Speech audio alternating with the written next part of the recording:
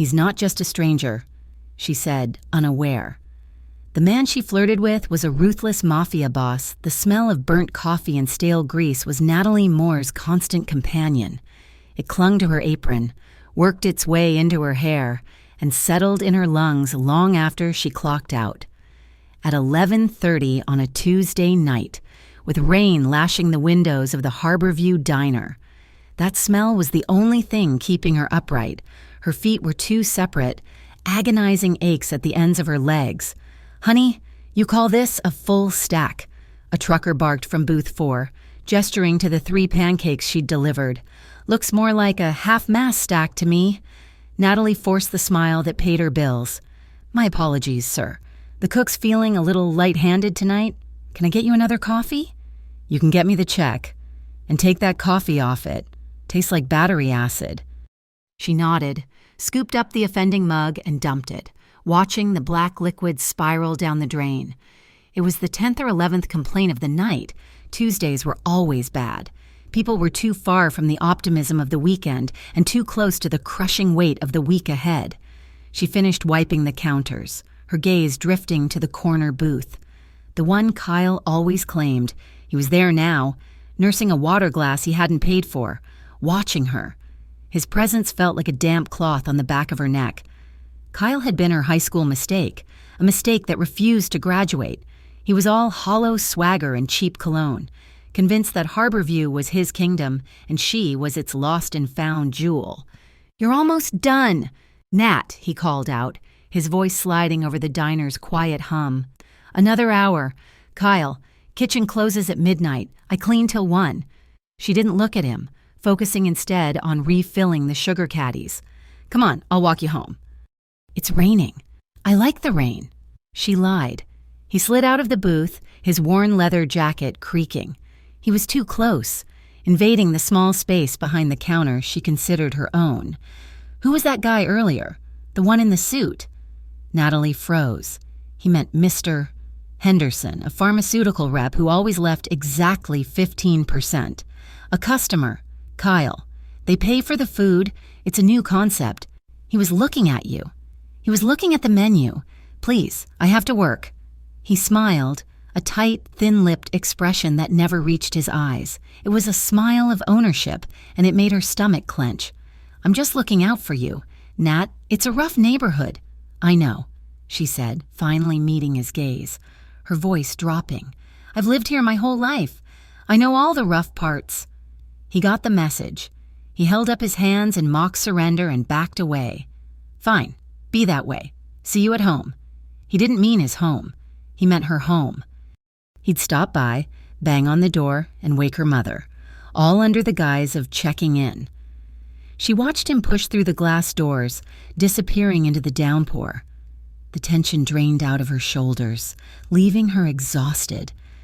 She leaned against the stainless steel counter, closing her eyes for just 1 second. The chime of the bell above the door snapped her back. Natalie sighed, pushing hair off her damp forehead. "Sorry, kitchen's closed. I can get you coffee and pie, but that's—" She stopped. The man standing just inside the doorway didn't look like he was here for pie. He was tall, dressed in a black wool overcoat that was so dark it seemed to drink the diner's weak fluorescent light. Rainwater dripped from the shoulders onto the linoleum. He wasn't just dressed in black. He was black, like a shadow detaching itself from the alley wall.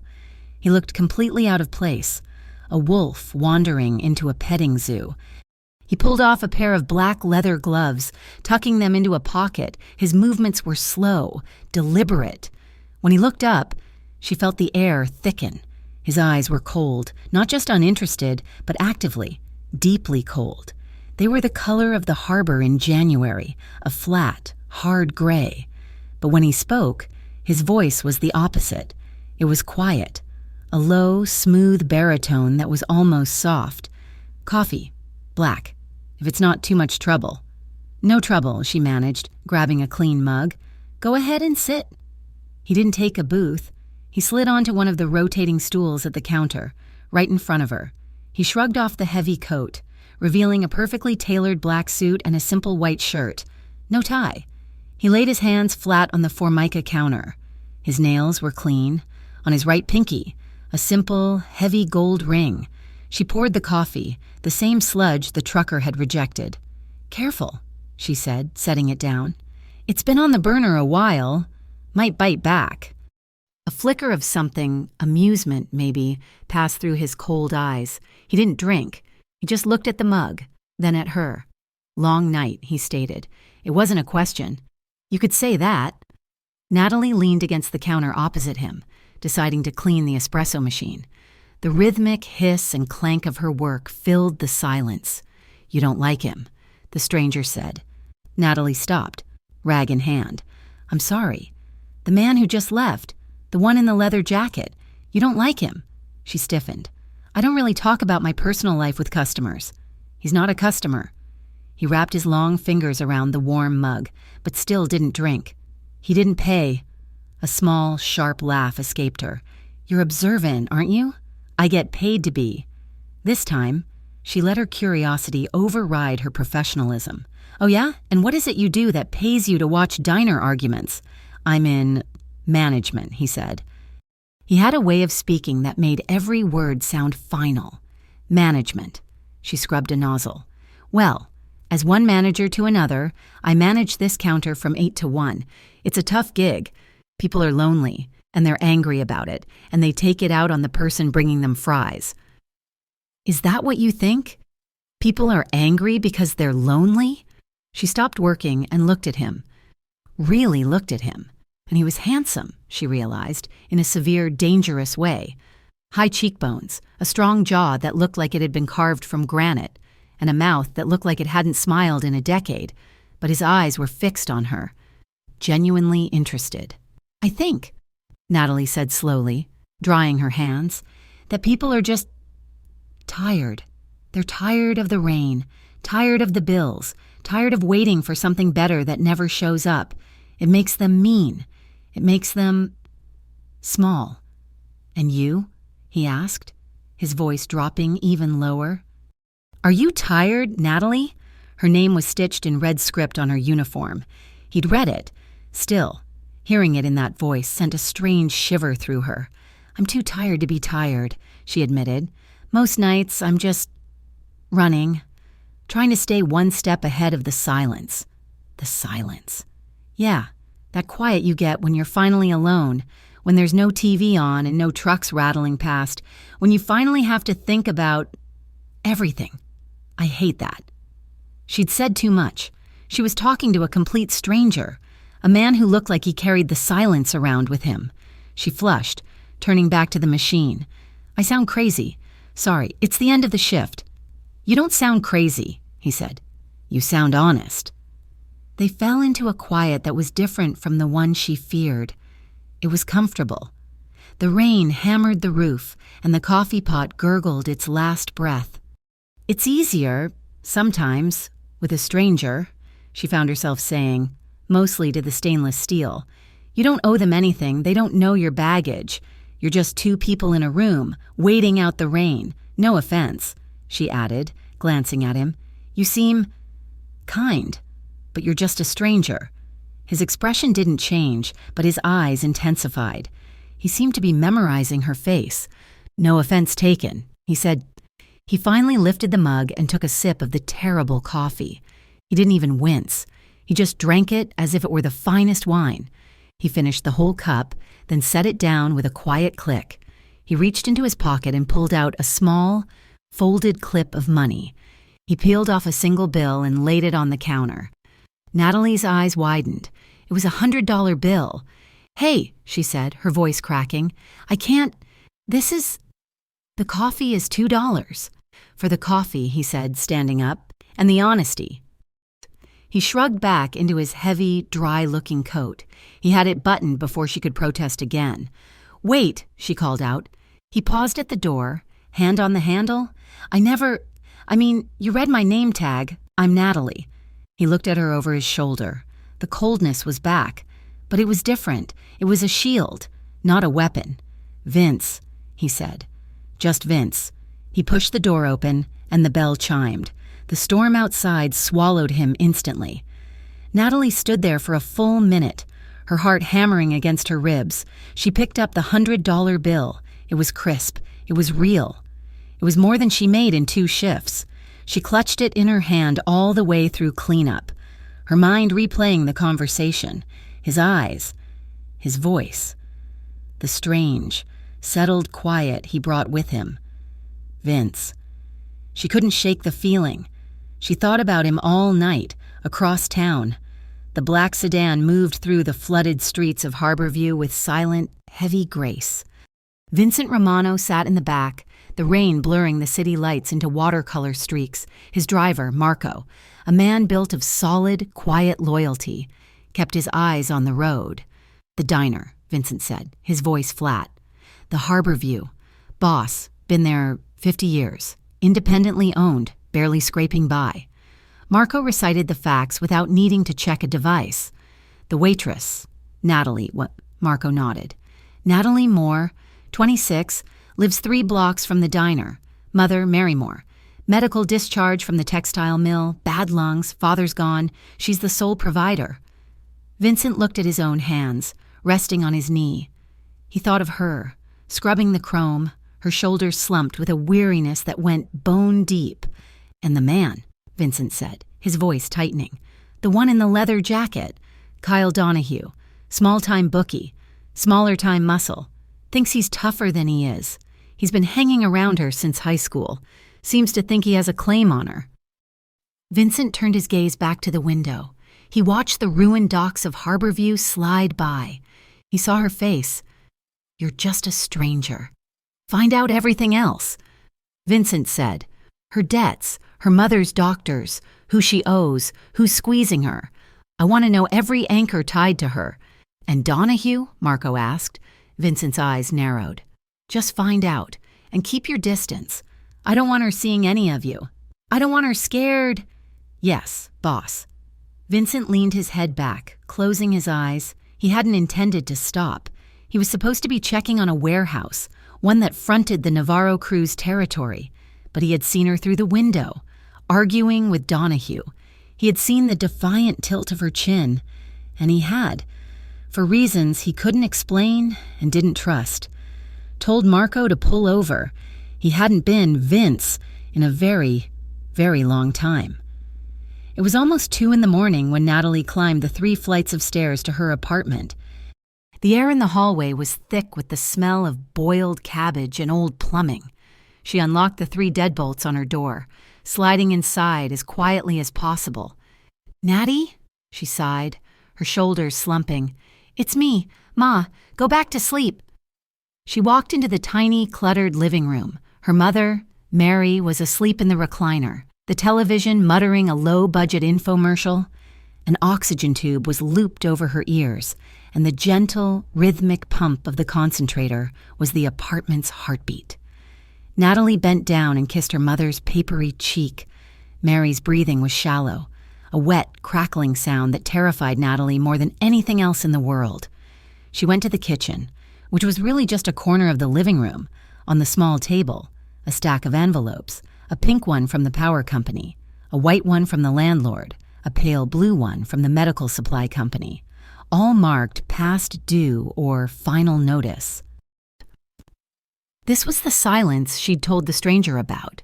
She sat at the table, pulling the $100 bill from her pocket. She smoothed it on the worn wood. It looked foreign, too clean for this apartment. It would cover the power bill. It wouldn't touch the rent. It wouldn't refill the 3 prescriptions sitting empty on the counter. She was so tired. She dropped her head into her hands, the rough texture of her apron scratching her face. She just wanted one good night's sleep. One morning where she didn't wake up with the immediate, choking taste of panic. A hard, sudden knock rattled the door. Natalie shot up, her heart leaping into her throat. Mary jerked awake in the chair, coughing. Who is it? Natalie whispered, moving to the door. It's me, Nat, open up. Kyle. Go away, Kyle, you'll wake my mother. She's already awake, I heard her. Come on, I just want to talk. We have nothing to talk about. Go home. The knock became a bang, insistent and aggressive. Natalie, open the damn door. I saw you counting that tip. Who was he? Natalie, honey, just see what he wants. Mary wheezed from the chair. Don't make him angry. Natalie's hands trembled with fury. She was trapped. She undid the locks and opened the door a crack, blocking the opening with her body. Kyle shoved it open, sending her stumbling back. He smelled of stale beer and the rain. "What is wrong with you?" she hissed, keeping her voice low. "What's wrong with me?" He advanced on her, backing her toward the kitchen. "I wait for you. I offer to walk you home. And you're in there, flirting with some rich bastard in a suit, giving him smiles you don't give me? He was a customer. I was doing my job." $100 job? His eyes were wide, jealous. "What'd you do, Nat? Offer him the early bird special under the table?" "Get out," she whispered, her voice shaking. "Get out of my house." "This dump." He laughed. "You're so much better than this." "Nat, you're better than me. Is that it? You think that suit is going to save you?" He grabbed her arm, his fingers digging into her bicep. "You're mine, Natalie. You've always been mine. You're not going anywhere. Let go of me, Kyle." "Is that him?" Mary cried out, clutching her chest. "Kyle, you leave her be." The distraction was enough. Natalie ripped her arm free and shoved him. "Get out! Don't you ever come back here." Kyle's face darkened. He raised a hand, and for a second, she thought he would hit her. He saw the look in her eyes, not fear, but pure, unadulterated hatred, and he hesitated. "Fine," he spat. "Stay here. Rot with her. But don't think that guy is coming back for you. He was just slumming." He slammed the door on his way out. The frame shuddered. Natalie leaned against the wall, her legs giving out. She slid to the floor, pulling her knees to her chest, fighting the tears that threatened to spill. She wouldn't cry. Crying was a luxury. Across the street, parked in the mouth of a dark alley, the black sedan sat engine off. Vincent Romano watched Kyle Donahue storm out of the apartment building, his face twisted in a mask of petty rage. "Boss," Marco said, his voice a low rumble.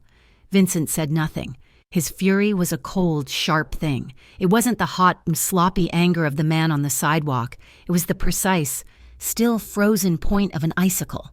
He watched Kyle kick a trash can, sending garbage spilling onto the wet pavement, before stalking off down the street. Vincent's gaze lifted to the third-floor window. The one he knew was hers. He touched her, Vincent said. It was barely a whisper, but it carried the weight of a death sentence. "Say the word. Boss, I'll have his hands broken before the sun comes up." Vincent watched the window. He wanted to go up there. He wanted to kick the door in himself and make sure she was safe, but he knew what she would see. She wouldn't see Vince, the quiet customer. She would see the man he was, the man Kyle, in his ignorance, had correctly identified. "No," Vincent said, his voice tight. "Not yet. He's a symptom. I need to know the disease. But Marco, follow him. Make sure he goes home, and make sure he doesn't double back. Have the car stay on this building until sunrise. Nobody else goes in." "Yes, boss." Marco got out, melting into the shadows. Vincent stayed in the car, alone in the back seat, up in the apartment. Natalie finally pushed herself off the floor. She checked on her mother, gave her a glass of water, and tucked the thin blanket around her. She went to her own small bedroom, the one that used to be a pantry. She didn't turn on the light. She walked to the window, pulling back the thin cotton curtain. She looked down at the empty street. The rain had softened to a drizzle. The world was gray and quiet. She thought about the diner, about the man with the cold eyes and the soft voice. The $100 felt like a burn in her pocket. He was the only good thing that had happened to her in months, and Kyle had already found a way to make it dirty. She leaned her forehead against the cool glass, unaware of the figure standing in the deep shadow of the alley across the way, watching her silhouette, unaware of the man she called a stranger, the man who was silently, patiently, watching over the only honest thing he'd seen in a decade. 3 days later, he came back. It was a Wednesday afternoon, the lull between the lunch rush and the early bird dinner crowd. The diner was empty, save for an old man reading a newspaper in a back booth. Natalie was refilling salt shakers, her mind a million miles away, calculating the cost of her mother's new prescription versus the late fee on the gas bill. The bell chimed. She looked up. and her heart did a strange, painful little flip. It was him, Vince. This time, he wore no overcoat. Just the black suit trousers and a dark gray cashmere sweater that probably cost more than her month's rent. He looked softer, less like a shadow, but the severity was still there, in the set of his shoulders and the sharp line of his jaw. He looked younger than she'd first thought, maybe in his mid-30s, but his eyes were ancient. He took the same stool. "You came back," she said, blushing. It sounded stupid. "You're here. It's my job." She grabbed the coffee pot. "Same as last time? Or can I offer you something that won't strip paint? I'll try the new stuff," he said. A small, almost smile touched the corner of his mouth. She poured him a fresh cup. "So," she said, wiping a counter that was already clean, "you're in management. What kind of things? Do you manage?" He sipped the coffee. He seemed to actually taste it this time. "People, mostly. I make sure they're doing what they're supposed to, that they're not causing problems. And when they do cause problems, you solve them. A problem solver sounds vague. I find it's better to be vague." He looked at her, his gray eyes holding hers. "And you, Natalie, still running from the silence?" She stopped wiping. He remembered. The fact that he'd listened, really listened, undid her. The past 3 days had been a blur of anxiety. The $100 had vanished into the black hole of her mother's medical bills, and the stack of envelopes had only grown. "The silence is winning," she admitted, her voice low. She hadn't meant to say it. "What's the problem?" he asked. "What's not?" She laughed, a dry, bitter sound. "It's my mom. She's not getting better.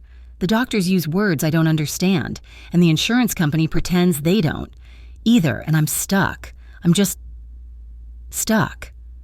She hadn't talked like this to anyone, not to her friends, who had their own problems, and certainly not to Kyle.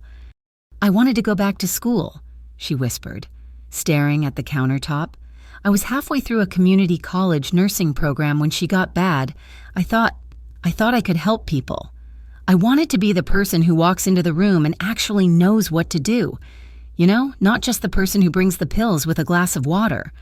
She shook her head, embarrassed. "But that costs money. And this job pays for the pills. So here I am, stuck, and I feel guilty. I feel guilty for wanting to leave, and I feel guilty for staying and hating it. It's a trap."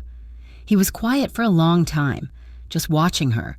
He wasn't judging her. He wasn't offering cheap solutions. He was just bearing witness. "You're not stuck," he said finally. "You're anchored. It's different. An anchor holds you in a storm." She looked at him, startled. "That's a strangely beautiful way of looking at it. It's just the truth." She felt a genuine smile break across her face, the first in what felt like a lifetime. It was small, but it was real. "Well, Mr. Problem Solver, you're pretty good at this. Better than just a stranger." And then she laughed. It was a real laugh, bubbling up from her chest, full of surprise and relief. Vincent watched the laugh transform her. It lit her up from the inside, chasing the exhaustion from her eyes, if only for a second or to eat. He felt a strange, unfamiliar tightening in his chest. It was a feeling he hadn't allowed himself in over a decade. It was a dangerous, proprietary, almost protective hunger. He wanted to keep her laughing. He wanted to be the only one who could make her laugh. He wanted to destroy everything in the world that kept her from it. The moment was broken by the diner door slamming open. 2 men stumbled in, laughing too loudly. They were dressed in cheap tracksuits, their faces slick with rain and arrogance. They looked around the empty diner, their eyes landing on Natalie. They shoved into the booth nearest the counter. Natalie's smile vanished. The professional mask snapped back into place. "Afternoon, gentlemen, menus?" "Forget the menu, sweetheart," the first one said. He had a wiry, weasel-like face. "Just bring us 2 beers. Sorry, we only serve beer with food. Diner policy." "Come on." The second one, larger and slower, whined. "Don't be like that. We're good for it. It's not about the money. It's the license. I can get you coffee, or the meatloaf special." The weasel-faced man leaned back, putting his muddy boots up on the vinyl seat. He looked past her, at Vincent. "What's the matter? Your boyfriend don't like you talking to us?" He looked at Vincent. "Hey, mister, suit, you gonna buy your girl a new apron? That one's got a stain." Natalie felt, rather than saw, the change beside her. The air temperature at the counter dropped 20 degrees. Vincent didn't move a muscle. But the man who had been Vince disappeared. The stillness that had been calm was now lethal. It was the stillness of a shark rising to the surface.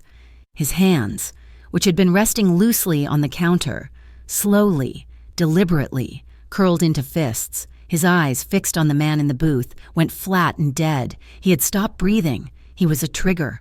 Waiting to be pulled, he started to shift, to rise from the stool. "Oh, he's not my boyfriend," Natalie said suddenly, her voice bright and sharp. The two men looked at her. She turned to Vincent, putting a hand lightly on his forearm. His muscle was rock hard, tense to spring. "He's my father. He's just very protective. Aren't you, Dad?" She winked at him. A tiny, audacious, brilliant wink. Vincent froze. He looked from her face, brimming with false cheer, back to the two thugs. The thugs looked confused. "Your father?" Weaselface sneered. "That's right," Natalie said, picking up the coffee pot. "And he taught me not to take crap from boys who still have to ask their moms for lunch money." She smiled, a dazzling, terrifying smile. "Now, meatloaf. Yes or no? 'Cause I'm not asking again." The thugs, faced with her sudden, bizarre aggression and the silent, murderous man at the counter, faltered. "Forget this," the big one muttered, sliding out.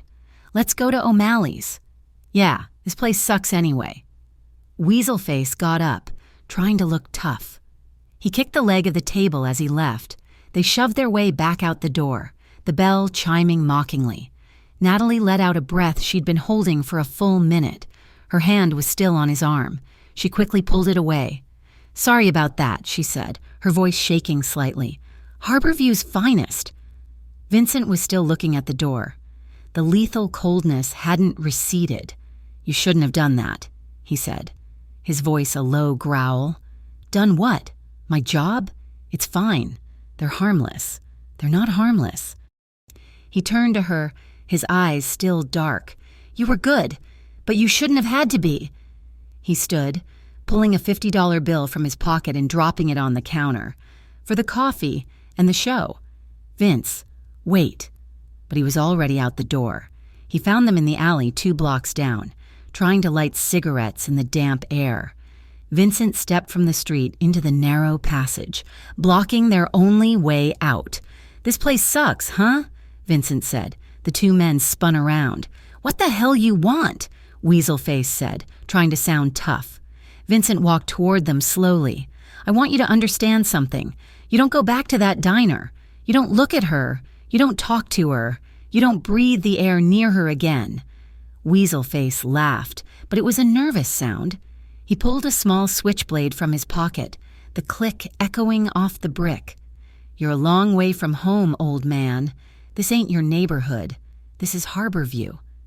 This is Navarro turf now." Vincent stopped. Navarro?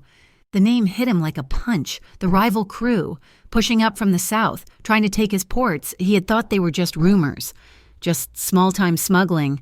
But this was different. This was sloppy. This was disrespectful. This was on his street. "Navarro, huh?" Vincent said. He unbuttoned his suit jacket. "Then you can take a message back to him." He moved faster than Weaselface could even track. He broke the man's wrist first, the one holding the knife. The snap of the bone was louder than the clatter of the blade on the pavement. The man screamed. Vincent grabbed him by the throat and slammed him against the wall, silencing the sound. The big one just stared, his mouth open. Vincent held Weaselface against the brick, his feet dangling. "This," he whispered, his voice pure ice, "is my turf. It has always been my turf, and you and your idiot boss are trespassing. Tell him. Vincent Romano sends his regards." He dropped the man, who collapsed in a heap. Clutching his shattered wrist, Vincent turned to the big one, who was shaking, his hands up. "Get him out of here," Vincent said. "And if I ever see either of you again, I won't be as kind." He walked away, adjusting his cuffs, leaving the two men in the alley. The message had been sent, but the problem, he now realized, was much bigger than two thugs.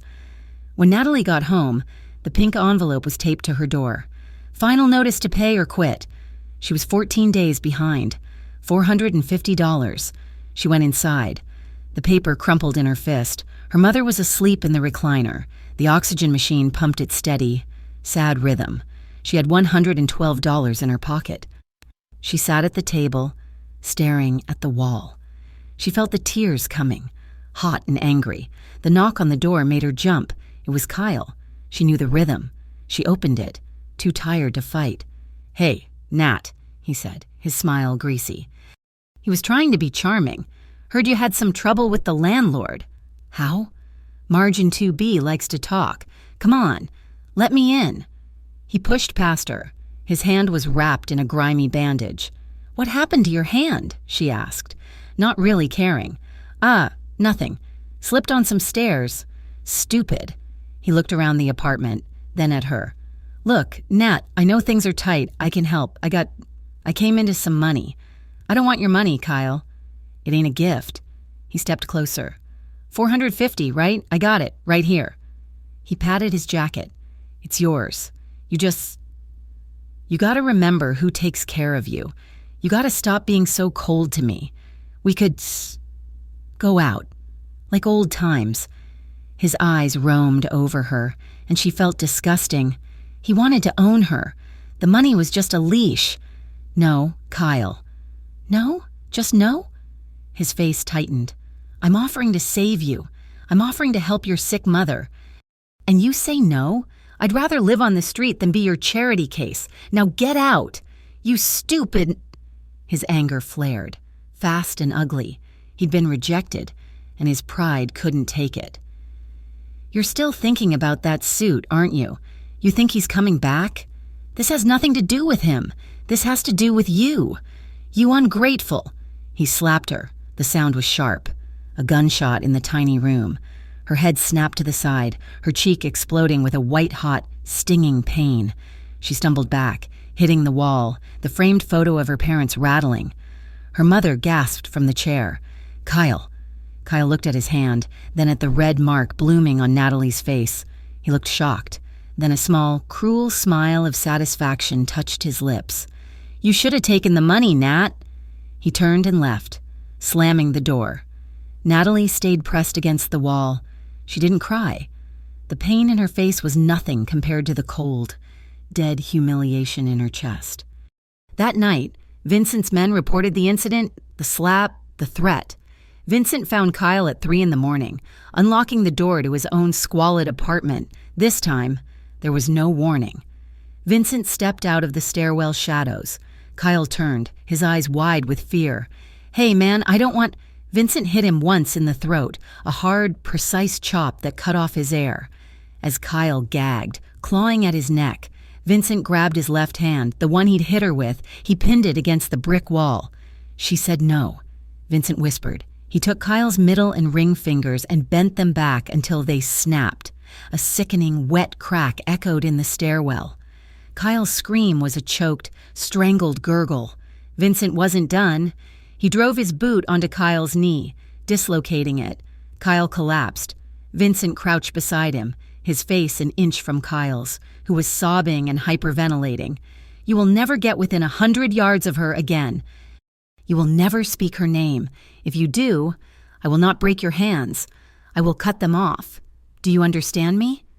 Kyle, crying, managed a frantic nod. Vincent stood. He was perfectly calm. He hadn't broken a sweat. He just solved problems. The next day, Natalie heard from Marge in 2B that Kyle Donahue had been mugged. Broke his hand in 3 places, they said, and his leg. Probably welched on a bet. Natalie went to her shift, the yellowish-purple bruise on her cheek hidden, badly, with makeup.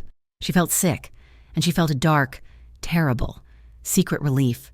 She was safe from Kyle. For the first time in years, she knew, with absolute certainty, he would never bother her again.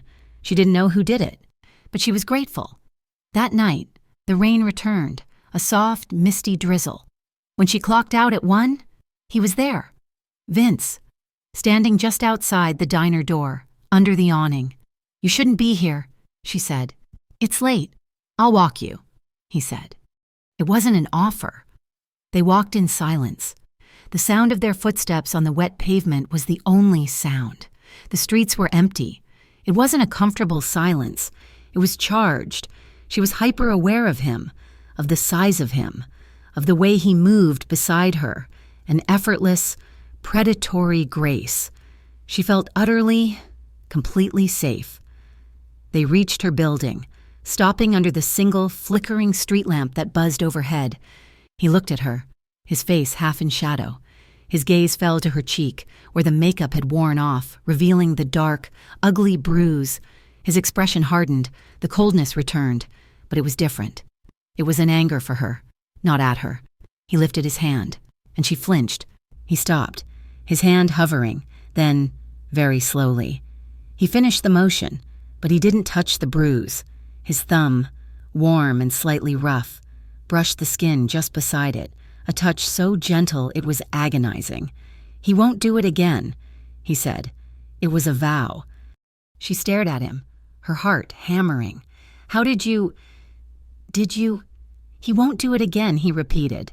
She searched his eyes, looking for the man who brought her coffee, but she saw the man who had looked at the thugs, the man who solved problems. They were the same person. He leaned in. It was slow, giving her every chance to pull away. She couldn't. She was tired of running. His lips touched hers. It was tender, it was hesitant, it was just a soft pressure, a question. And then, when she didn't pull back, when her own hand came up to rest on his chest, the kiss changed. It deepened. It wasn't hungry. It was desperate. It was breathless and unplanned, and it tasted of the rain and the city and something ancient and dangerous. It was the safest she had ever felt. She pulled back, her forehead resting against his. She was trembling. "I don't even know your real name," she whispered, the words catching in her throat. "You're not Vince." "Not really." He didn't deny it. He brushed the wet hair from her face, his thumb tracing the line of her jaw, staying clear of the bruise. A small, sad, and very real smile touched his mouth. "Maybe you shouldn't." He lingered for a second, his eyes memorizing her face. Then he stepped back, turned, and disappeared into the rain. It became their secret. Not the kiss, but the quiet after. Vince started appearing in the daylight. He would be at the counter at 3 in the afternoon, the diner empty, a cup of coffee he barely touched sitting in front of him. He'd just watch her work. He learned the rhythm of her movements, the way she tucked a stray piece of hair behind her ear, the small, tired sigh she gave when she thought no one was looking. He never stayed long, just 20 minutes, an hour, a pocket of silence in her chaotic day. Sometimes he would be waiting outside when her shift ended. They would walk, not always to her apartment. They'd walk toward the docks, breathing in the cold, salty air, watching the container ships slide by in the dark. He spoke very little about himself, but he was a masterful listener. He asked about her nursing books, the ones she kept under her bed. He asked about her mother, about what she liked to watch on television, what she liked to eat. He sent a package, not flowers, not to the diner. It was delivered to her apartment. Inside were 3 thick, expensive-looking medical textbooks on pulmonary care and a quiet, electric humidifier. There was no note. When she saw him next, she was breathless. "The books. The machine. Vince, I can't accept that. It's too much. Your mother needs to breathe," he said, as if it were the simplest, most obvious fact in the world, "and you need to study." Her friends at the diner noticed. Of course they noticed. "Okay, spill," said Maria, her closest friend at the diner, a woman with 3 kids and no patience. They were in the back, rolling silverware into paper napkins. "Who is the man in black? He looks like he eats guys like Kyle for breakfast. He's just a friend. Maria. He's nice." "Nice. Nat, nice is Mr. Henderson, who tips 15%, that man, he's something else. He's intense. He watches you like he's starving and you're the last piece of bread on earth. It's not normal. It gives me the creeps. He's not creepy, Natalie defended, more sharply than she intended. He's quiet, and he listens. And after what happened with Kyle, he makes me feel... What? Safe, Natalie finished, her voice dropping. I've never felt safe before. Not really. He makes me feel solid, like the world can't just knock me over anymore. Maria sighed, stopping her work. Honey, men who look like that don't just make you feel safe. They're the ones who make the world dangerous in the first place. Just be careful. He's got secrets. I can see it in his eyes. Natalie just nodded, but the warning slid off her. Maria didn't understand. She hadn't been there when he'd touched her bruised face with a gentleness she didn't know existed. One Friday night, after a brutal shift, he was waiting. The black sedan was parked a block away, but he was on foot, standing under the same flickering street lamp where they'd first kissed. I don't want to go home, she said, the words tumbling out. I'm so tired of that apartment. I'm tired of the smell of sickness and old cabbage. I just want one night, 1 hour, to be somewhere else. He looked at her for a long moment. Okay, he said. He took her hand. His was large and warm, enveloping hers completely. He led her away from her street, toward the newer, taller buildings that overlooked the industrial side of the harbor. He stopped at a steel service door on the side of a 12-story condominium, a building she'd only ever seen from a distance. He didn't use a key. He simply opened it. Are we allowed to be here? She whispered as he led her into the dark, concrete stairwell. I'm in management, remember? He said, his voice echoing slightly. I'm allowed everywhere. They climbed, 9 flights, 10. Her legs were burning, but he was barely breathing. He pushed open a final, heavy door, and the city wind hit them. They were on the roof. It was vast, flat, and empty, save for a few large air conditioning units. But the view stole her breath. Harborview was spread out below them, a carpet of glittering, fractured lights. She could see the black, oily ribbon of the river, the skeletal cranes of the port, the red taillights of cars streaming over the bridge. It was beautiful. It was the first time she had ever seen her broken city as something beautiful. How did you know about this? She breathed, walking to the chest-high parapet. I come here, he said, standing beside her, to think. It's quiet. You're kind of quiet, she said, smiling at him. The wind whipped a strand of hair across her face, and he reached out to tuck it back. His fingers lingered on her cheek. This time, she didn't flinch. She leaned into his touch, her eyes closing. He was so close. She could feel the heat radiating from his body, a solid, comforting presence in the cold night air. Natalie, he murmured. She opened her eyes. He was looking at her with that same intense hunger Maria had described. But it wasn't just hunger. It was sadness. It was a deep, aching loneliness that mirrored her own. He lowered his head, and his lips met hers. This kiss was different. It wasn't the hesitant, rain-soaked kiss of their first meeting. This was a claim. His touch was gentle, his hand cupping her jaw as if she were made of glass. But the kiss itself was firm, deep, and knowing. It was a kiss that owned her, that searched her, that poured all of his unspoken words into her. Her body ignited. A tremor ran through her, a combination of pure, terrified anticipation and a desperate, aching need. She clutched the lapels of his suit jacket, her knuckles white, pulling him closer. She felt him tremble in response, a low groan rumbling in his chest, his other arm wrapped around her waist, crushing her against him, and the world dissolved into the roar of the wind and the firm, insistent pressure of his mouth when he finally, slowly, pulled back. They were both breathless. Her forehead rested against his chest, her heart hammering. "Vince," she whispered, her voice trembling. "What are you doing to me?" "I don't know," he answered, his own voice rough. I should stay away from you." "Don't," she said, looking up at him, her eyes pleading. "Please, just Tell me the truth. I need to know. What is it you really do? What kind of management?" He tensed. His gaze left hers, lifting to scan the city below them, the city that was his. He was quiet for a full minute. When he finally spoke, his voice was flat, devoid of the passion from a moment before. "I'm in charge of people," he said, his eyes on the distant port. "A lot of people. My family. We've run this harbor for a long time. We keep things in order. We move things. We protect our own." He turned back to her, his face a hard, unreadable mask in the dim light. "And sometimes I make enemies." Natalie processed this. Enemies, family, running the harbor. It sounded big. It sounded important, but she filtered it through her own reality. "Enemies?" she asked. "Like business rivals? Like those jerks in the diner? Like Kyle?" She saw a flicker in his eyes. He could have told her. He could have said the name Navarro.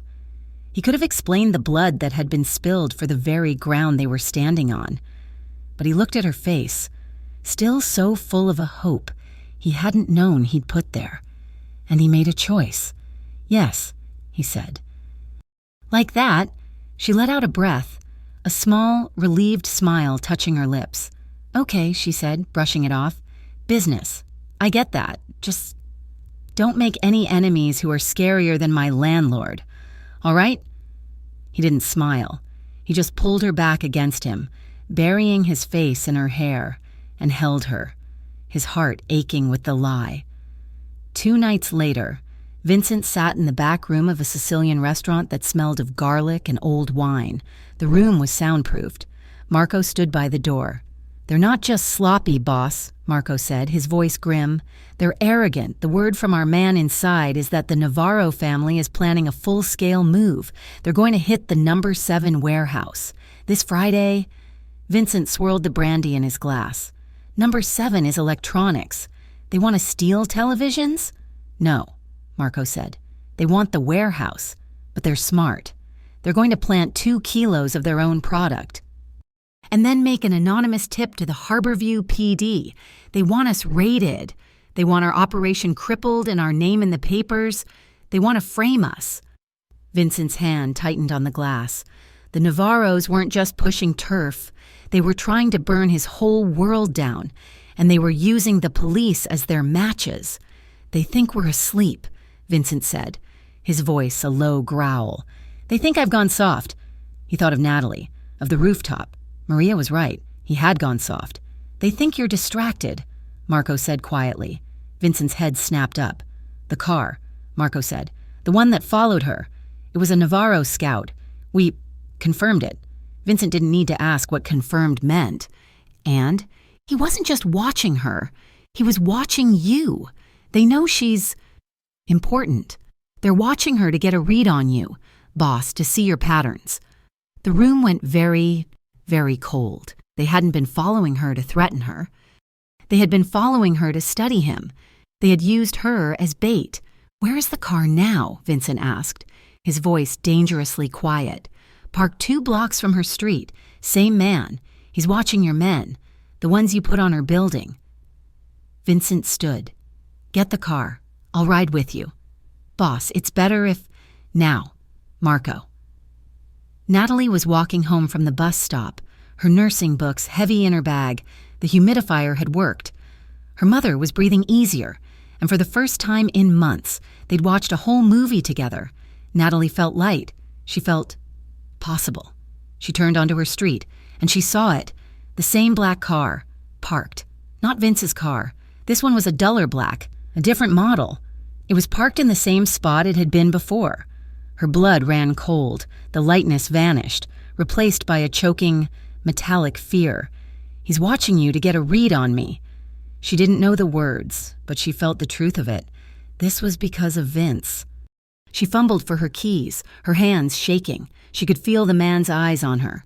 She wanted to run, but she was frozen, just as she was about to jam the key in her apartment building's main door. A second car, Vince's gleaming black sedan, screeched around the corner. It blocked the other car, pinning it against the curb. Vince was out of the passenger side before the car had even stopped. He was not Vince. This was not the man who kissed her on rooftops. This was a force of nature. This was a king.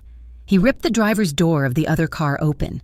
He dragged the man out in a single, violent motion and slammed him against the car's roof. "You watched her?" Vincent roared, his voice echoing down the empty street. "You put your eyes on her?"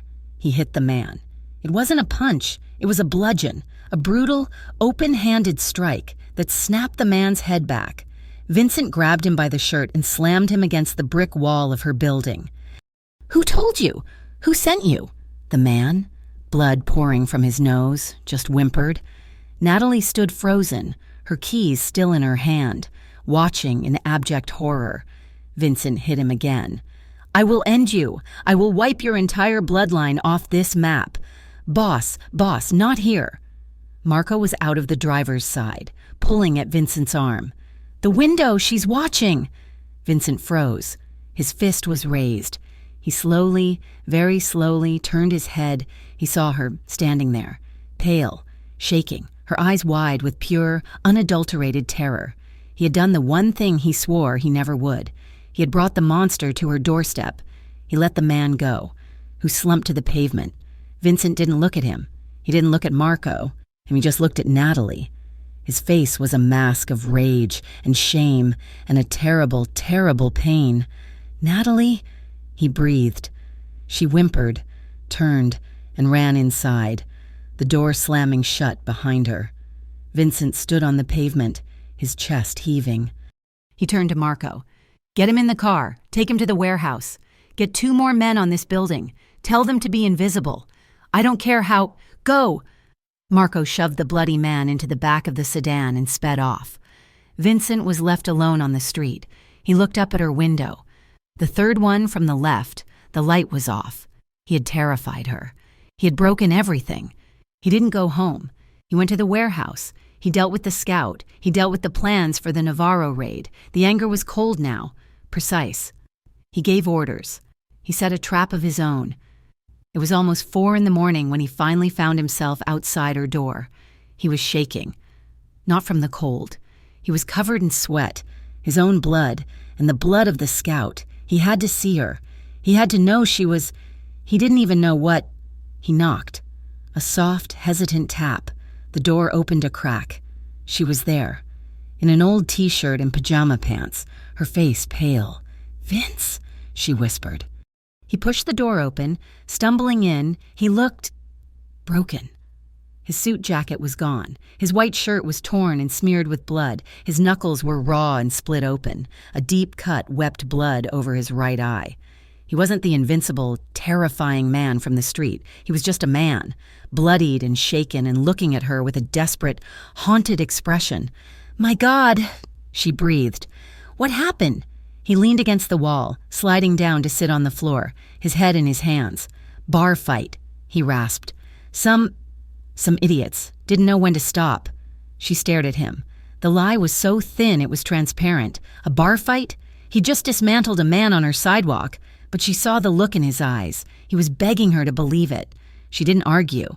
She ran to the bathroom and came back with her small first aid kit, her hands trembling so badly she could barely open it.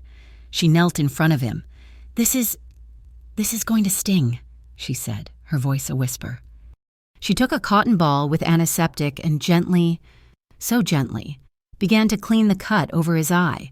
He flinched, hissing, but he didn't pull away. He just watched her. His gaze was raw, stripped of all its defenses. "Your hands," she said, taking his battered, bloody knuckles. She cleaned them, her touch feather-light. "I haven't let anyone in," he said, his voice rough and broken. "Not for a long time. Not like this. It's not safe, Natalie. I knew it wasn't safe. Vince, I put this on you," he continued, his voice cracking. "I put all of this on you. I should have stayed away." She finished bandaging his hand. She cupped his face, her small, trembling hands holding his. "You're the only one who ever made me feel safe," she whispered, the tears finally welling in her eyes. "I don't care about the rest. I don't care." He looked at her, his dark, pained eyes searching hers, and then he kissed her. It wasn't a gentle kiss. It was raw and desperate, and full of all the violence and fear of the night. It was a drowning man's kiss, and she was his only heir. He pulled her onto his lap, his hands tangling in her hair, his mouth bruising hers. She kissed him back with equal desperation, her fear melting into a fierce, protective need. He was right. It wasn't safe. And she didn't care.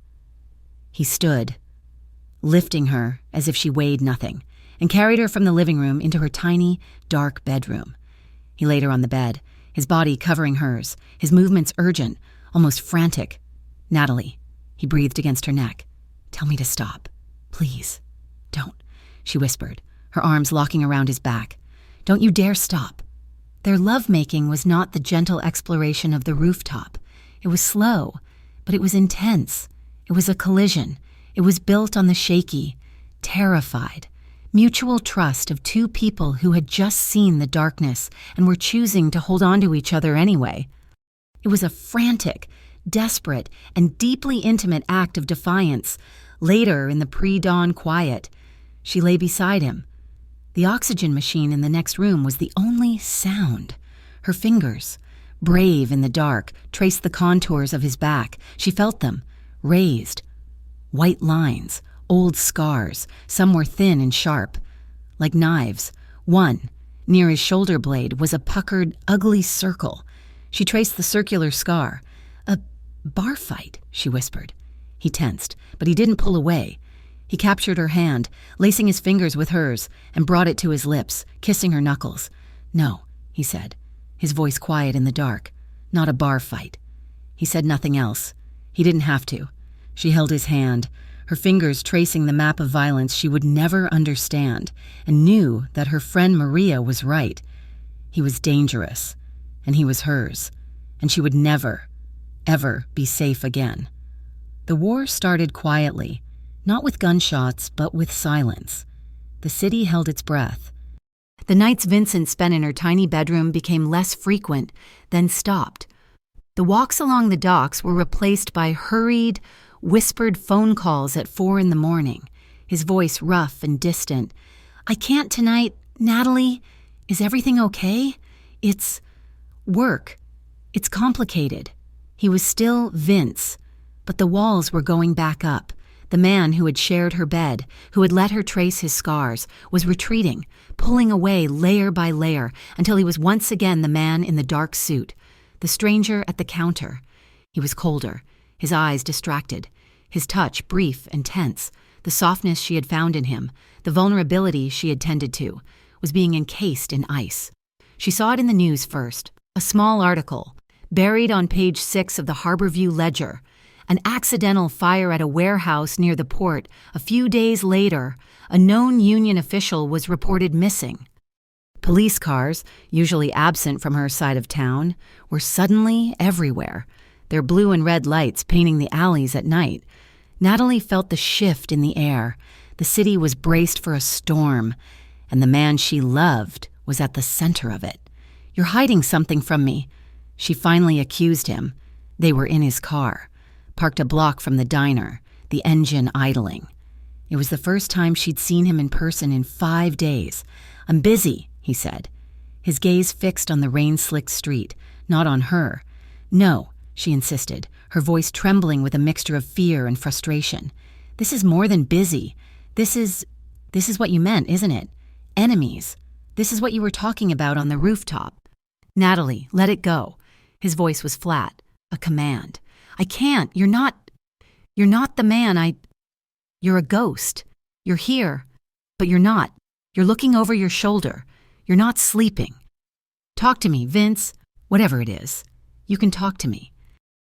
He finally turned to her. His face was pale, his eyes bruised with exhaustion and something else. Something hard. "Talking to you," he said, his voice dangerously soft, "is what puts you in danger. The less you know, the safer you are."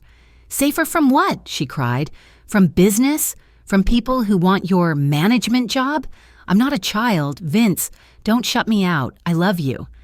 The words hung in the small, warm space of the car. He hadn't said them, not once. His expression didn't soften. It tightened.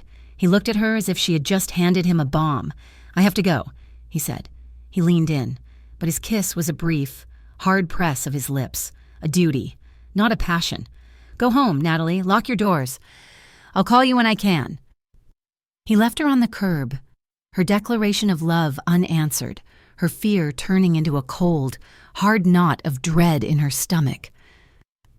He was shutting her out, and she wouldn't let him.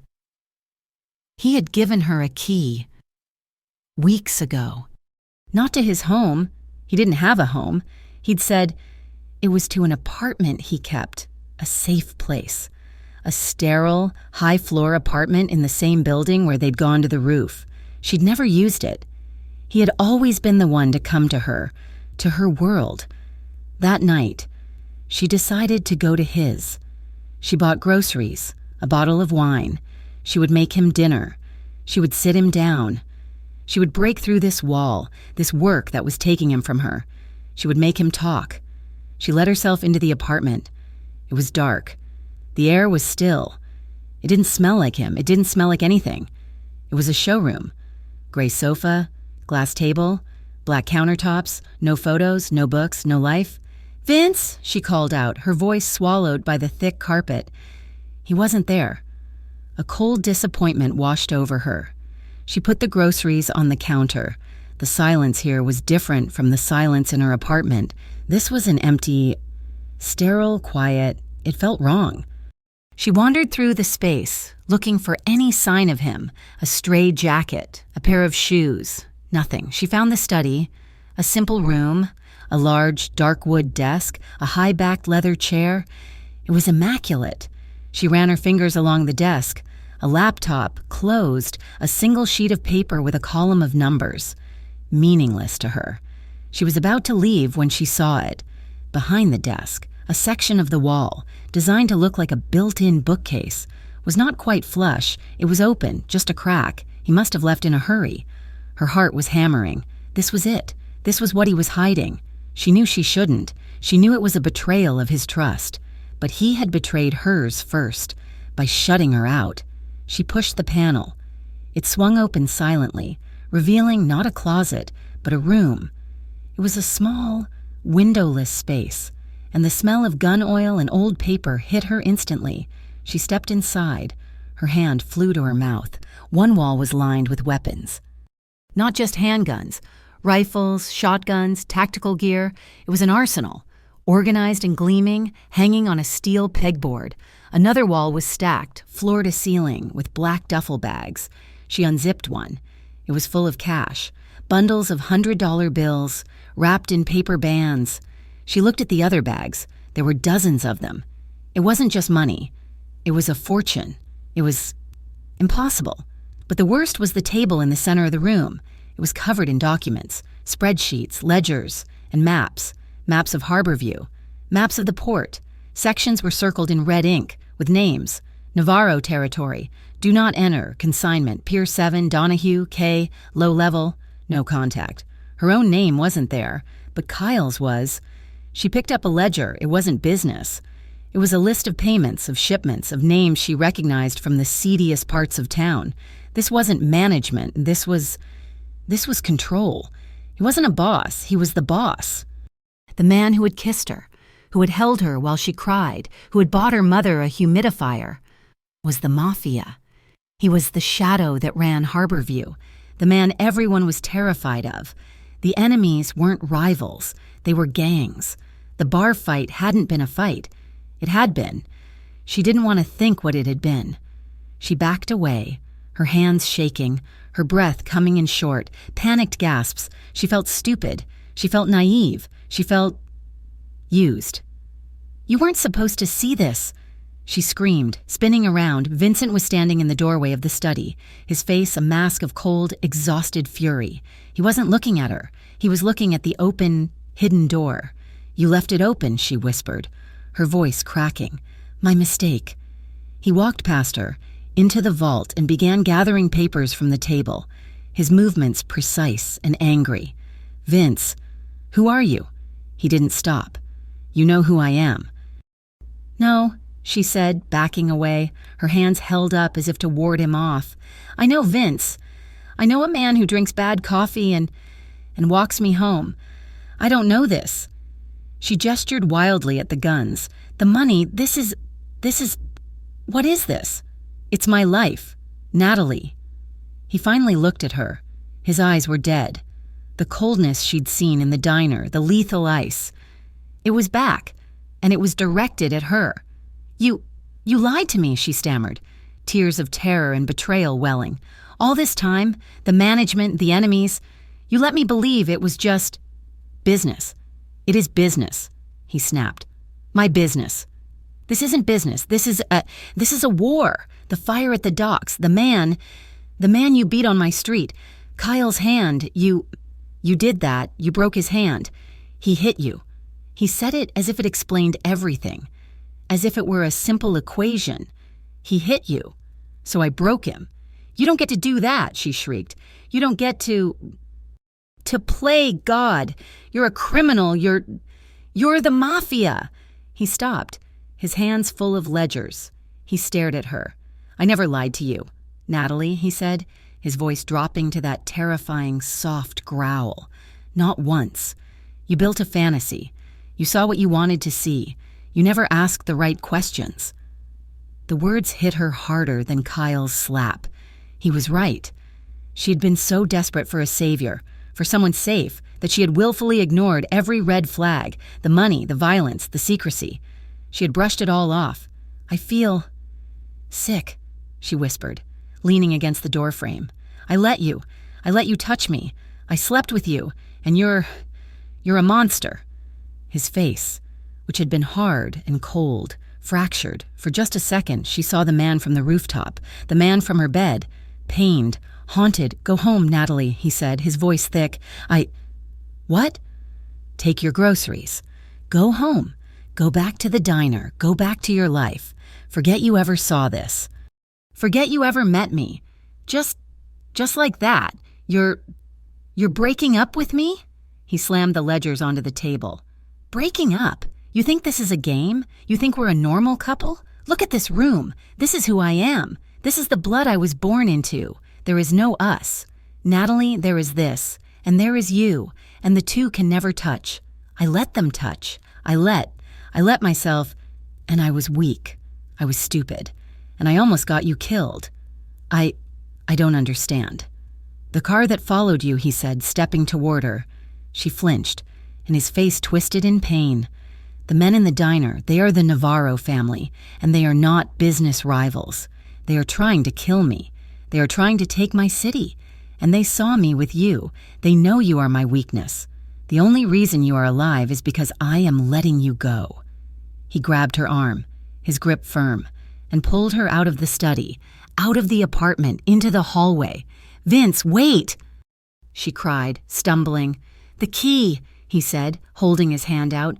"What? My key, give it to me." Sobbing, she fumbled in her pocket and dropped it into his palm. He closed his fist around it. "Go," he said. "Marco is downstairs. He'll take you home. He's one of my men. He'll keep you safe. I don't... Vince, please." "Vince is dead," he said, his voice hollow. "Vince was a fucking fantasy.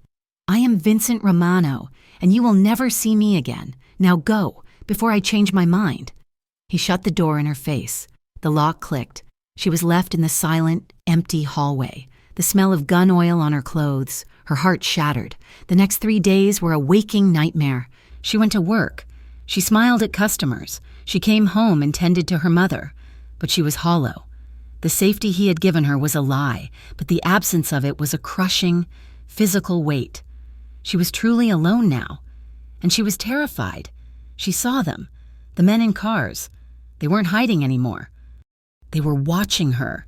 Not Vince's men, other men with hard, cruel faces, the Navarros. She knew they were the Navarros. They were watching her apartment. They were parked across from the diner. They were waiting on the 4th day. As she was walking the 2 blocks from the bus stop to her apartment, a figure stepped out of an alley, blocking her path. It was Kyle. "Kyle," she breathed, her hand flying to her chest. He looked terrible. His face was thin. his eyes paranoid and bloodshot. His left hand was still in a dirty, misshapen cast. "So," he spat, his voice a ragged whisper, "he dumped you. The big shot. The man in black. Get out of my way, Kyle. He left you, just like I said he would. Left you right back here in the gutter with the rest of us." He laughed, a high, cracked sound. "Leave me alone." She tried to push past him, but he grabbed her good arm, his grip surprisingly strong. "He broke my hand. Nat," he whispered, his face inches from hers. "Broke it in 3 places. And my leg. I was in the hospital for 2 weeks. He told me, stay away from her. Let go of me. But he's not here now, is he?" His eyes were wild. "He's gone, and you're all alone. And you're going to pay for what you did to me. You're going to be mine again. What's his is mine." He yanked her toward the alley. She screamed, "Get your hand off her!" A man stepped out of a parked car, a man she didn't recognize, but who moved with the same silent, deadly grace as Vincent. He was one of his. He hadn't left her. Kyle froze, his eyes widening in terror. He shoved Natalie to the ground and sprinted, disappearing down the alley, scrambling over a chain-link fence. The man didn't chase him. He walked over to Natalie, who was sobbing on the pavement, and helped her up. "You're okay, Miss Moore," he said, his voice respectful. "We've got you. Let's get you inside." "He's still watching me," she whispered, her head spinning. "Vince, he's still." "The boss takes care of his own," the man said simply. He walked her to her door and stood in the hallway until she had locked it. Kyle, meanwhile, was running. He was running on pure, uncut terror. Romano's men were still on her. He'd never be able to get to her. He had been threatened, broken and humiliated. He needed revenge, and he knew just who to sell his information to. 2 nights later, Natalie finished her shift. The man who had saved her was parked in his usual spot. He gave her a subtle nod. She was safe. She started her walk home, her head down. A black van without windows screeched around the corner. It jumped the curb, blocking her path before she could even scream. 2 men were out. Her bodyguard was already drawing his weapon, but a second car, a dark sedan, slammed into his, crushing the door. Gunshots, 2, 3, sharp cracks in the night. A hand, covered in a black glove, clamped over Natalie's mouth. A strong arm wrapped around her waist, lifting her off her feet. She was thrown into the back of the van. The door slammed. Darkness. She was gagged, her hands tied behind her back with a zip tie that cut into her wrists. The van smelled of rust and gasoline. She was sobbing, choking on the cloth in her mouth. After what felt like an hour, they stopped. She was dragged out, into a cold, damp space, a warehouse. It smelled of brine and dead fish. They tied her to a wooden chair. A single, bare bulb hanging from the ceiling illuminated the vast, empty space. "She's pretty, huh?" a voice said from the shadows. "I see why Romano kept her so close." A man stepped into the light. He was wiry, with weasel-like eyes. She recognized him, the man from the diner, the one she'd called Vince, Dad, to protect. "Remember me, sweetheart?" he sneered. "Your father isn't here to save you now." The men laughed. They talked around her, as if she wasn't there. They talked about Vincent. They talked about the raid he'd stopped. They talked about how this was their leverage. "Call him," the weasel said. "What do we tell him?" "Tell him.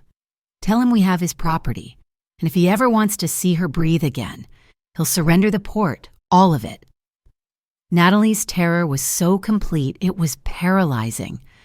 This was it. This was the business. This was the end. She heard one of the men make a call. Then, another man approached her. He was holding a small, digital recorder. "He's not answering," the man said. "He's probably in his hole." "Then leave him a message," Weasel said. He grabbed Natalie by the hair, yanking her head back. He ripped the gag from her mouth. "Scream," he ordered. She stared at him, tears streaming down her face. He pressed the muzzle of a cold gun to her temple. "I said, scream." She screamed, a high, terrified, broken sound that echoed in the vast, empty warehouse. "Vince, Vince, help me, please." The man holding the recorder smiled. "That'll do." Vincent was in his soundproof office, the one in the back of the Sicilian restaurant. He was staring at a map, a glass of brandy untouched beside him. He hadn't slept in 4 days. He had countered the Navarro raid, but it had cost him. 2 men were in the hospital. The police were sniffing around, and he had cut out his own heart and sent it away. His phone buzzed, a number he didn't recognize. He let it go to voicemail. A minute later, it buzzed again. A new message. He picked it up. He pressed play. He heard the echo of a warehouse. He heard a man's voice. "That'll do." And then he heard her. "Vince! Vince! Help me! Please!" The glass in his hand shattered. Brandy and blood spilled across the map. He didn't feel it. He didn't breathe. The walls of his soundproof room, the fortress he had built around himself, dissolved. The world didn't just stop. It ceased to exist. There was only her voice and the sound of her terror. It was the only sound in the universe. For 2 seconds, the world was just her scream. Then the silence that followed was louder. Vincent stood up. The shards of the broken glass crunched under his boot. He did not wipe the blood and brandy from his hand. He looked at Marco, who had been standing, forgotten, by the door. "Get the crew," Vincent said. His voice was not a voice. It was the sound of a glacier cracking. It was a flat, dead, inhuman calm. "Boss," Marco said, his face pale. "We need a plan. It's a trap. You know it is. They want you. They'll be dug in." "I know," Vincent said. He walked to a locked cabinet and opened it, pulling out a heavy, matte black handgun. He checked the magazine. His movements fluid and economical. "They're at the old canning factory on Pier 9, the one they tried to burn last month." "How do you know?" "Because it's what I would do. It's isolated. It's a kill box." He slid the gun into the holster under his arm. "They want a war. They want me to surrender the port. They think they have leverage." "They do have leverage, boss. They have her." Vincent turned to his most trusted man. The calm was gone. In its place was a cold, white-hot void that sucked all the air from the room. "She is not leverage. Marco, she's the only thing. You bring me 10 men, the 10 best. You bring me every weapon we have that can be carried. We are not negotiating. We are not surrendering. We are ending the Navarro family. Tonight. Boss, if we go in heavy, they'll kill her before we get through the door. They're going to kill her anyway," Vincent stated, his voice hollow. "They can't let her live, not after this. They made a mistake. They think they're holding my weakness, but they're not. They're holding my rage." He walked out of the room, Marco at his heels. He did not care about the trap. He did not care about his life. He had already lost it when he'd shut that apartment door. He was just a ghost, and he had one last piece of work to do. He was willing to die. He just had to get her back first. The warehouse was freezing. The damp cold from the river seeped into Natalie's bones.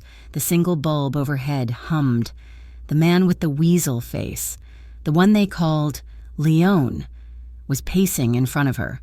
"So, your boyfriend's not answering his phone," Leon sneered, taking a long drag from a cigarette. "Maybe he already replaced you. He's a big shot, right? The king of Harborview? He's probably got girls all over town." Natalie said nothing. Her mind was racing. After the initial wave of paralyzing terror, something else had kicked in, a cold, sharp focus. She remembered Vince's words, whispered in the dark after they'd made love. He'd been tracing her arm. "You're so small," he'd murmured. "I don't like it. I don't like that you're fragile." "I'm not fragile," she'd argued. "I'm a waitress. I carry 40 pounds of plates. I deal with men like Kyle." He'd shaken his head. "If you're ever in trouble, you don't fight. You think. You listen. You look for the way out. You make them think you're weaker than you are. You make them comfortable. Then you wait." "Please," she whispered, letting her voice tremble, making it sound weaker than it was. My hands, the plastic, it's cutting me. I think I'm bleeding." Leon laughed. "So bleed. No, please," she begged, letting a real sob catch in her throat. If Vincey comes, he won't negotiate if I'm damaged. You know him. He likes his things perfect, please. The appeal to his vanity, to his property." Worked. Leone's eyes narrowed. He looked at her, then at his men. "She's right," he grunted. Idiot. You tied it too tight. He pulled a knife from his pocket and cut the zip tie, replacing it with a length of thick rope. As he retied her, she flexed her wrists, her muscles bulging, creating a fraction of an inch of space. He tied the knot, but he was rough, in a hurry. It was a sloppier knot. "And water," she whispered, her eyes cast down. "Please, I'm so thirsty." "Get her some water," Leon snapped at one of his men, a younger kid who looked as scared as she was. "And shut her up." She drank the water, her mind counting. 4 men in the room with her. Leon, the young one, and 2 others playing cards by the door. She'd heard at least 2 more outside. 6, maybe 7. They were waiting. They were confident. They were stupid. They were comfortable. The assault was not an assault. It was an execution. Vincent's crew of 10 moved in 2 teams. They didn't use the doors. They came in through the roof and the flooded drainage tunnels beneath the pier. The 2 guards outside were dead before they could even make a sound. Vincent and Marco were the first ones inside, dropping from a skylight into the high rafters, silent as spiders. Vincent hung in the shadows, his eyes scanning the pool of light below. He saw her. She was tied to the chair. Her face was bruised, her hair matted. She was alive. A white-hot relief surged through him, so powerful it almost made him black out. It was immediately followed by a rage so profound, so absolute, that the world went red at the edges. He saw Leon. He saw the others. 4, just as he'd expected. He raised his hand, a silent signal. Marco and 2 others took positions. Leon was pacing, checking his phone. "Where the hell is he? He should be begging by now." "Maybe he ain't coming," one of the card players said, laughing. "Oh, he's coming," Vincent's voice said. It came from everywhere, from the darkness above them. Leon and his men spun around, their guns drawn, firing wildly at the shadows. "Who's there? Show yourself, Romano." That was their mistake. The gunshots were the signal. From 3 different directions, Vincent's team opened fire. It wasn't a firefight, it was a slaughter. The 2 card players were cut down instantly. The young kid who had given Natalie water yelped and dropped his weapon, hiding behind a stack of crates. Natalie screamed as the first shots rang out, the sound of the gunfire deafening in the enclosed space. Leon grabbed her. He yanked her out of the chair, the wood scraping, and held her in front of him, the muzzle of his gun pressed hard against her temple. "Romano!" he shrieked, his voice cracking. "I've got her. You hear me? One more shot and I'll blow her head off. Show yourself now." The shooting stopped. A terrible, heavy silence fell. "Let her go. Leon," Vincent's voice said. This time, it came from the ground. He stepped out from behind a concrete pillar, not 20 feet away.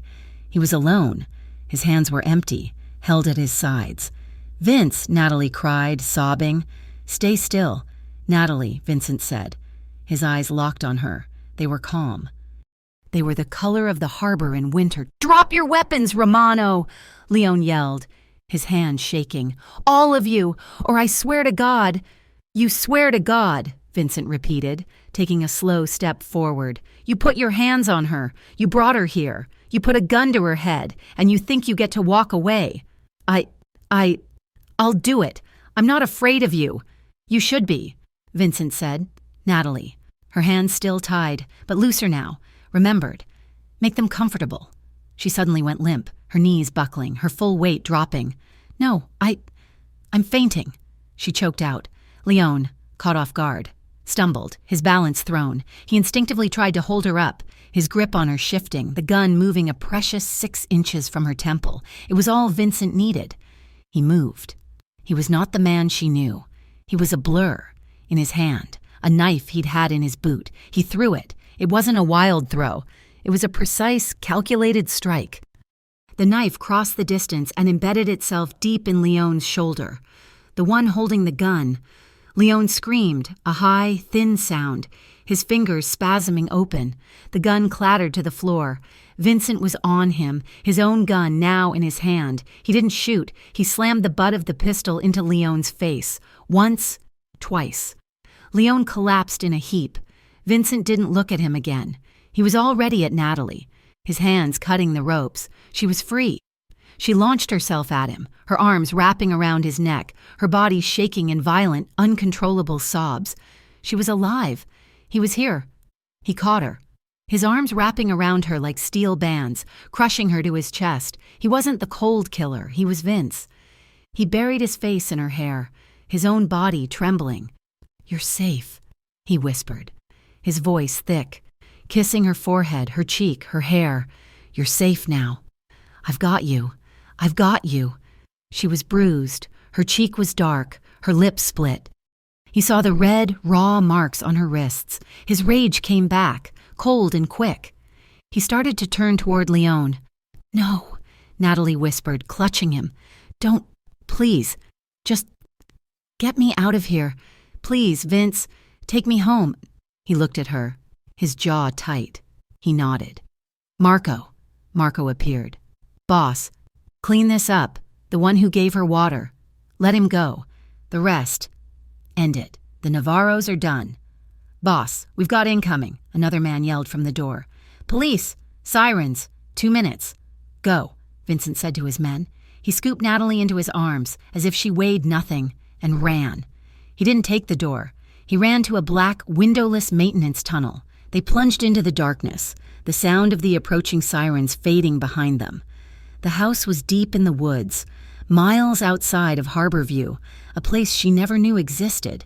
It was small, made of dark wood and stone, and a fire was already burning in the hearth. Marco had driven them, the ride a silent, shaking blur, before disappearing back into the night. Natalie was in shock. She hadn't said a word. She just sat on the plush rug in front of the fire, wrapped in a blanket.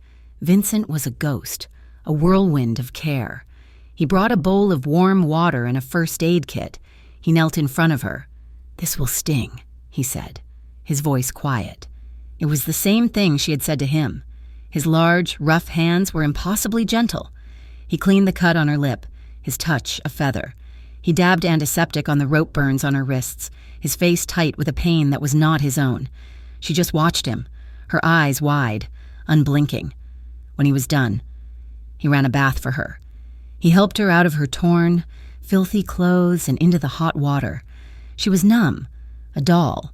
He washed her hair, his fingers massaging her scalp, his movements slow and careful, as if she were a priceless, shattered thing he was trying to put back together. He dressed her in a soft, thick cotton robe that smelled of cedar and sat her on the sofa. He put a glass of brandy in her hand. "Drink." She drank. The fire burned in her throat, bringing her back to life. He didn't sit with her.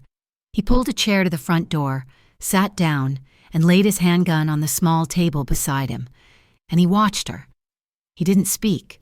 He just guarded her. He watched her until her eyes finally, mercifully closed, and she fell into an exhausted, dreamless sleep. She woke to the smell of coffee. Morning light was streaming through the windows. She was on the sofa, covered in 2 thick blankets. He was in the same chair, by the door. He hadn't slept. His eyes were red-rimmed, his face a mask of exhaustion. The gun was still on the table. He had saved her. He had become a monster to save her. She sat up, the blanket pooling in her lap. The shock was gone. In its place was a vast, terrifying, beautiful clarity. "You told me to go," she said.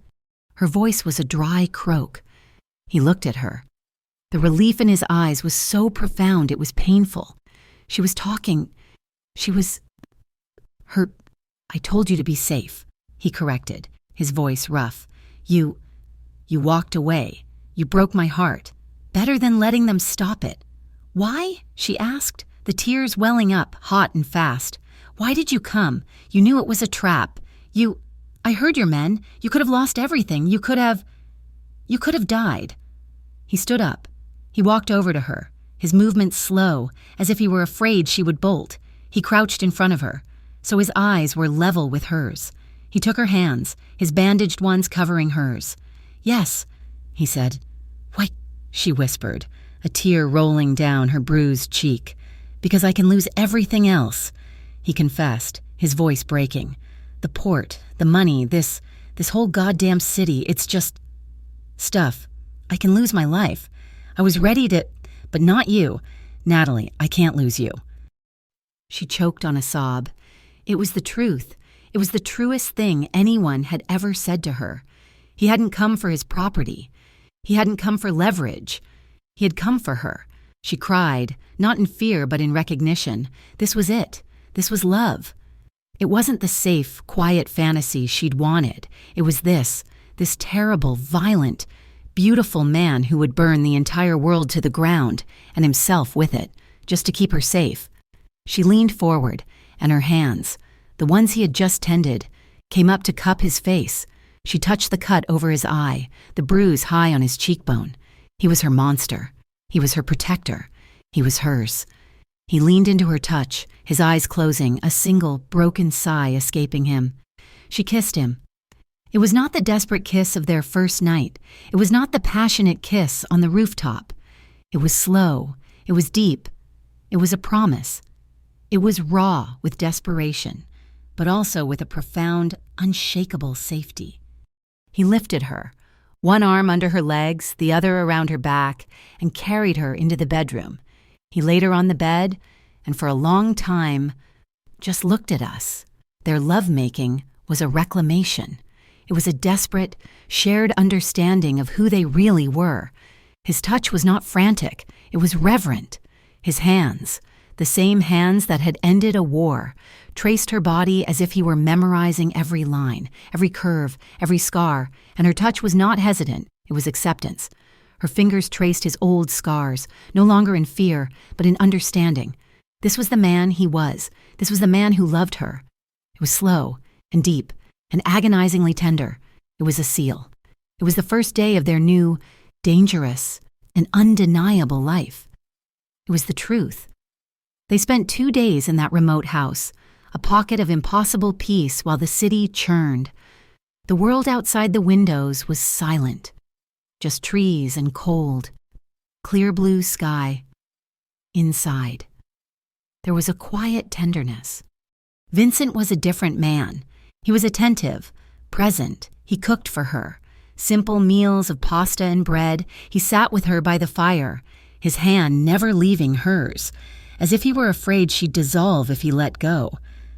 She tended to his wounds, the small ones he'd ignored. The cut over his eye was healing, the bruises on his knuckles fading. They spoke very little, but they communicated in the space between words, in the long, shared looks, in the way he would stop what he was doing just to watch her breathe. On the third morning, the peace broke. The man he was, the king, returned. She woke to find him dressed, not in the soft clothes from the house, but in a black suit. He was on the phone, his back to her, his voice the low, flat baritone of command. No, not a negotiation, a summons, he was saying. He will come. He's arrogant. He'll see it as weakness. Have the restaurant cleared. I want Marco and the 4 best. No one else. This ends. Today. He hung up and turned. He saw her, awake, watching him. The hardness in his eyes softened, but it didn't disappear. You heard, he said. You're going back. It wasn't a question. I'm going to destroy the Navarro family, he said, his voice devoid of all emotion. Not just the foot soldiers, the head, the root. I'm going to burn their name out of this city so that no one ever thinks they can touch what is mine again. He walked to her, sitting on the edge of the bed. He took her hands. Which is why you can't be here. Her heart dropped. What? What do you mean? You're sending me away again? I'm giving you the choice I should have given you from the beginning, he said, his gaze unflinching. The choice you had before you saw the man in the vault. He reached into his jacket and pulled out a small, leather-bound folder. He laid it on the bed. Inside was a passport, a driver's license, a bank book. The name was not Natalie Moore. There is $250,000 in an account in that name, he said, his voice quiet, formal. There is a plane ticket to San Francisco, leaving this afternoon. From there, you can go anywhere. Paris, London, you can go to the best nursing school in the country. You will have a new life, a clean one. You will be safe, and you will never have to see me, or this life, ever again. She stared at the folder. It was freedom. It was the escape she had dreamed of in the diner, the one she'd cried over at her kitchen table. It was safety. It was silence. She looked at him, at the man who had just offered her the world, the man who was preparing to go to war, the man who might not survive the day. "And you?" she whispered. "What happens to you?" "It doesn't matter," he said. "All that matters is that you are safe." She stared at the new, smiling picture of a stranger who looked like her. She saw the life he was offering, a quiet, normal, safe life. The kind of life she had begged the universe for. She closed the folder. She pushed it back across the blanket to him. "No," she said. His brow furrowed. "Natalie, you don't understand. This isn't a game. This is for good. This is the last time. Once you're gone, you can never come back." "I know," she said, her voice shaking, but her resolve like steel. "I'm not that girl anymore. Vince, the one who was afraid of the silence, the one who just wanted to run. You did this. You came for me. You walked into that warehouse knowing you might die. You showed me what love actually is. It's not safe. It's real." She reached up, her hand tracing the healing cut over his eye. "I'm not going anywhere. I'm not leaving you." "You would stay?" he asked, his voice rough with a disbelief that broke her heart. "Knowing what I am? Knowing what this world is? You would choose this? The blood? The darkness?" "I'm not choosing the darkness," she said, her eyes locked on his. "I'm choosing you. You who sat with me in the diner. You who bought my mother a humidifier. You who held me while I cried on a rooftop. And you, the man who just declared war. It's all you. You're not two different men. Vince, you're one, and I'm not leaving." She leaned in, her forehead resting against his. "You're not just a stranger anymore." He closed his eyes, a heavy, shuddering breath escaping him.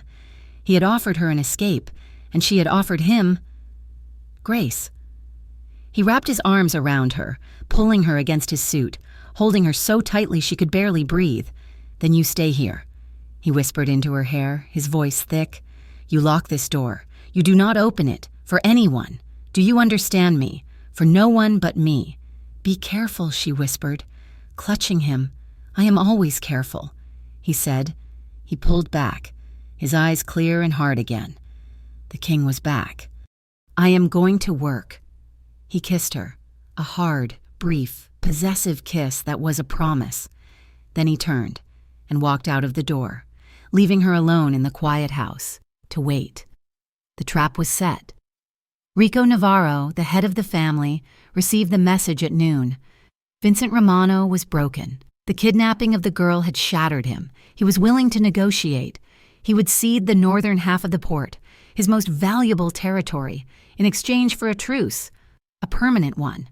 Rico laughed. He had known it. The old-timers said Romano was a ghost, a man made of ice.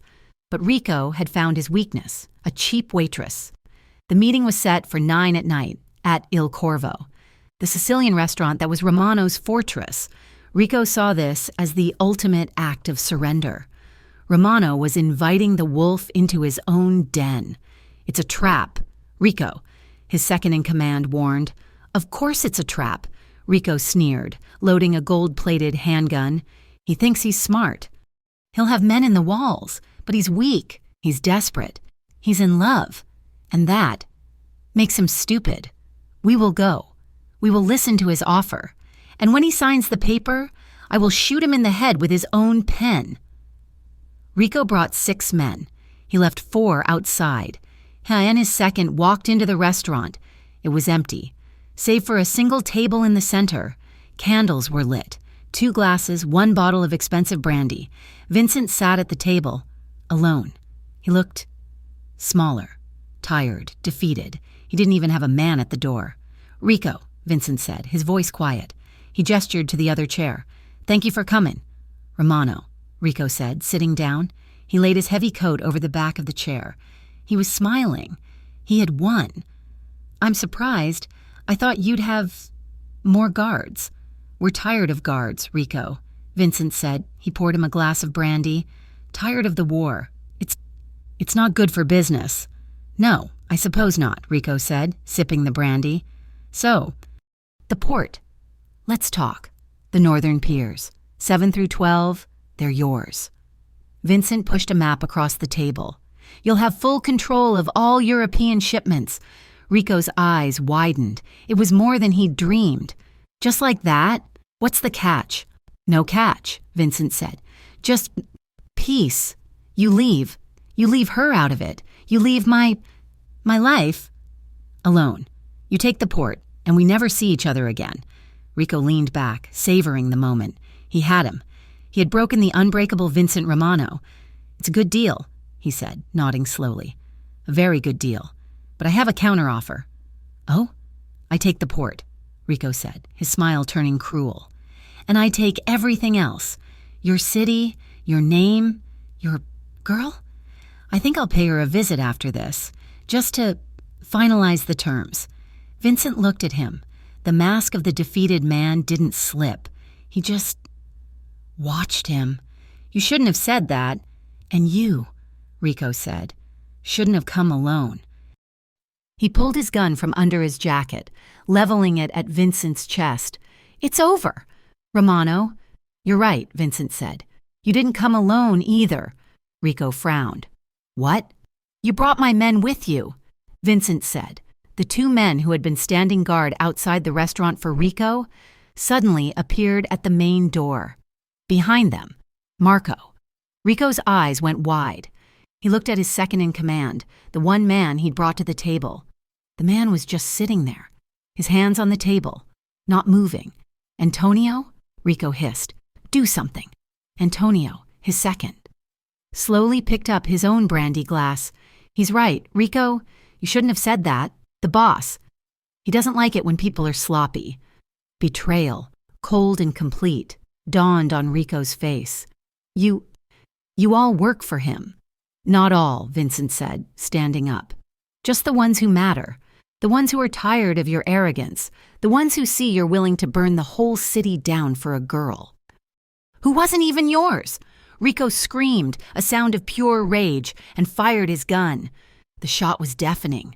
It hit Vincent, high in the shoulder, spinning him back. He grunted, slamming against the wall. Marco and the other men raised their weapons, but Vincent held up a hand. No, he's mine.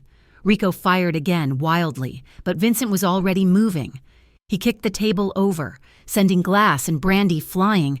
Rico scrambled back, trying to get a clear shot. Vincent moved through the chaos, ignoring the fire in his shoulder. He was on Rico in a second. It wasn't a fight, it was a conclusion.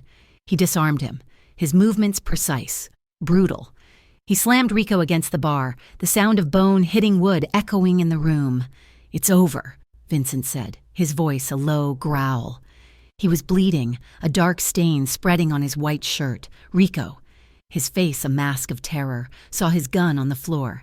He lunged for it. Marco stepped forward, firing once, a single clean shot. Rico Navarro collapsed, his eyes open and unseeing. Silence. Marco rushed to Vincent, grabbing his arm. Boss, you're hit. You're bleeding. It's just a scratch. Vincent panted, leaning against the bar. He looked at Antonio, Rico's former second. It's done. Clean this up. All of it. The family is yours. You answer to Marco now. Harborview is ours again. Quietly. Understand? Antonio, pale but composed, just nodded. Quietly, boss. We understand. Vincent clutched his shoulder. Get me out of here. Take me. Take me home. 6 months later, the Harborview diner was closed, boarded up. A for lease sign hung in the window. But 2 blocks down, a new cafe had opened. It was called The Haven. It was warm, the walls a soft cream, the smell of fresh-baked bread and rich, dark coffee filling the air. It was busy. Natalie moved through the tables, a green apron tied around her waist. She was smiling, laughing with a customer. She looked healthy. Her hair was longer. Her eyes, once haunted by exhaustion, were bright. She went behind the counter, checking a pot of soup before opening a thick nursing textbook. Her mother, breathing easily, was sitting in a comfortable armchair in the corner, holding court with 2 other seniors, a plate of cookies in front of them. Vincent Romano had stepped back. He was still the boss, But he was no longer the king. The day-to-day operations, the loud work, was left to Marco and Antonio. Vincent had moved into a legitimate shipping office, a glass-walled building that overlooked the port he now controlled completely. He had become the man in the shadows, the true manager, just as he'd always said. The bell on the cafe door chimed. Natalie looked up, and a radiant smile broke across her face.